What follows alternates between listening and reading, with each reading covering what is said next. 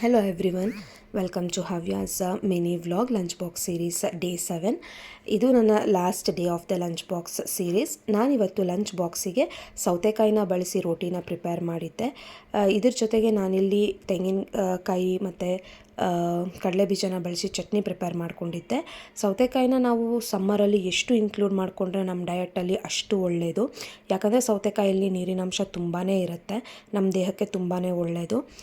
ಸೌತೆಕಾಯಿ ರೋಟಿನ ಪ್ರಿಪೇರ್ ಮಾಡೋಕ್ಕೆ ನಾನಿಲ್ಲಿ 2 ಕಪ್ ಆಗುವಷ್ಟು ಸೌತೆಕಾಯಿ ತುರಿನ ತೊಗೊಂಡಿದ್ದೀನಿ. ನೀಟಾಗಿ ಸಿಪ್ಪೆ ತೆಗೆದಿರುವಂತಹ ಸೌತೆಕಾಯಲ್ಲಿ ನಾನು ತುರಿದು 2 ಕಪ್ ಆಗುವಷ್ಟು ತೊಗೊಂಡಿದ್ದೀನಿ. ಇದ್ರ ಜೊತೆಗೆ ಶುಂಠಿನ ಆ್ಯಡ್ ಮಾಡ್ಕೊಳ್ಳಿ. ಶುಂಠಿ ಇಲ್ಲಿ ಆಪ್ಷನಲ್ಲು, ನಿಮ್ಗೆ ಬೇಕಂದರೆ ಆ್ಯಡ್ ಮಾಡ್ಕೊಳ್ಳಿ, ಇಲ್ಲಾಂದರೆ ಸ್ಕಿಪ್ ಮಾಡ್ಕೋಬೋದು.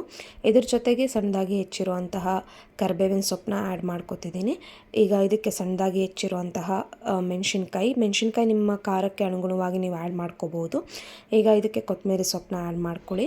ನಾನಿಲ್ಲಿ 2 ಕಪ್ ಸೌತೆಕಾಯಿ ತುರಿಗೆ 1 ಕಪ್ ಆಗುವಷ್ಟು ಈರುಳ್ಳಿನ ತೊಗೊಂಡಿದ್ದೀನಿ. ಸೊ ಈ ಟೈಮಲ್ಲಿ ಇದಕ್ಕೆ ಸ್ವಲ್ಪ ಉಪ್ಪನ್ನ ಆ್ಯಡ್ ಮಾಡ್ಕೊಳ್ಳಿ. ನಿಮಗೆ ಟೇಸ್ಟ್ಗೆ ಅನುಸಾರವಾಗಿ ಉಪ್ಪನ್ನ ಆ್ಯಡ್ ಮಾಡ್ಕೋಬೋದು. ಸೊ ಈಗ ಇದಕ್ಕೆ 2 ಕಪ್ ಆಗುವಷ್ಟು ರವೆನ ತೊಗೊತಿದ್ದೀನಿ. ರವೆ ಕನ್ಸಿಸ್ಟೆನ್ಸಿ ನೋಡಿಕೊಂಡು ಆ್ಯಡ್ ಮಾಡ್ಕೊಳ್ಳಿ. ನಾನೀಗ 1.5 ಕಪ್ ತೊಗೊಂಡಿದ್ದೀನಿ. ಸೊ ಮಿಕ್ಸ್ ಮಾಡ್ಕೊಂಡ್ಮೇಲೆ ಅದು ಸ್ವಲ್ಪ ಮೆತ್ತಕ್ಕಿದೆ ಅಂತ ಅನಿಸಿದ್ರೆ ನೀವು ಇನ್ನೊಂದು 1/2 ಕಪ್ ರವೆನ ಆ್ಯಡ್ ಮಾಡ್ಕೋಬೋದು. ಸೊ ಇದನ್ನೆಲ್ಲ ನೀಟಾಗಿ ಕಲಸಿ ನಾನು 1/2 ಅವರ್ ಇದನ್ನು ನೆನೆಯೋಕ್ಕೆ ಬಿಟ್ಟಿದ್ದೆ. ಸೊ 1/2 ಅವರ್ ಆದಮೇಲೆ ನೀವು ಇದನ್ನು ಒಂದು ಪೇಪರ್ ತೊಗೊಂಡು ರೊಟ್ಟಿ ರೀತಿಯಲ್ಲಿ ತಟ್ಕೋಬೇಕಾಗತ್ತೆ. ಸೊ ನೀವು ರೊಟ್ಟಿನ ಪ್ರಿಪೇರ್ ಮಾಡ್ಕೊಳ್ಳೋವಾಗಲೇ ಒಂದು ಪ್ಯಾನ್ನ ಕಾಯೋಕ್ಕೆ ಇಟ್ಕೊಳ್ಳಿ.